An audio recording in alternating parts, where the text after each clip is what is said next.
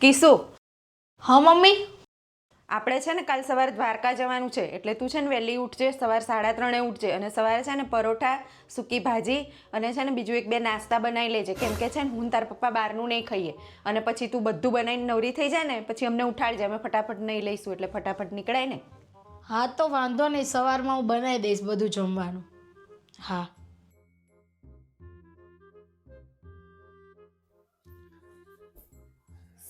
હા થાકી ગયા.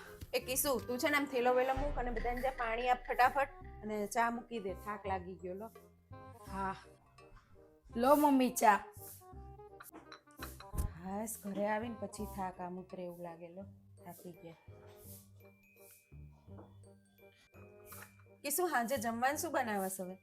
મમ્મી હું શું કહું, આજે હું બહુ થાકી ગઈ. સવારે ઉઠી શું ને બહુ કામ હતું તો હું થાકી ગઈ છું મમ્મી. તો એવું કરું, આજે તમારે ને પપ્પાને બેન ખવાય એવું હળવું બહારથી કાંઈક મંગાવી દઉં. તને થાક શેનો લાગ્યો આટલો બધો? ગાડીમાં ગયા ને ગાડીમાં આવ્યા છીએ, એમાં થાક લાગતો હોય? અને ત્યાં જઈને કશું કર્યું નહીં કે થાકી ગઈ? કશું કે બહારથી લાવવાની જરૂર નહીં, થોડા દાળ ભાત બનાવી દે અને થોડું શાક બનાવી દેજે, ખાઈ લઈશું. જા, થાક લાગી ગયો લો. ના ના, હું થોડી થાકી જાઉં, તમે જ થાકી જાવ ને. તમે તો બધા પગપાળા ગયા હતા હાલીને, એટલે તમે જ થાકી જાવ, હું શેની થાકી જાઉં. અને દાળ ભાત બનાવી દે, શાક બનાવી દે, બાકી શું રહ્યું બધું બનાવી દઉં.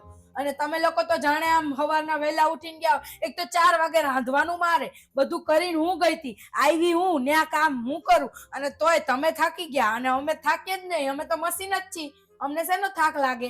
અમારે તો બસ કર્યા જ કરવાનું, અમને તો થાક જ ન લાગે ને. અત્યારથી શી ખબર આવડાને લો થાક લાગે છે. અમે નતા પહેલા કરતા, અમે તો છે ને આમ બસમાં જતા હતા ઊભા ઊભા, તોય જઈને બધું આવીને રાંધતા હતા કરતા હતા, ને અમને તો આમ જઈને આવ્યા કે થાકી ગયા લો.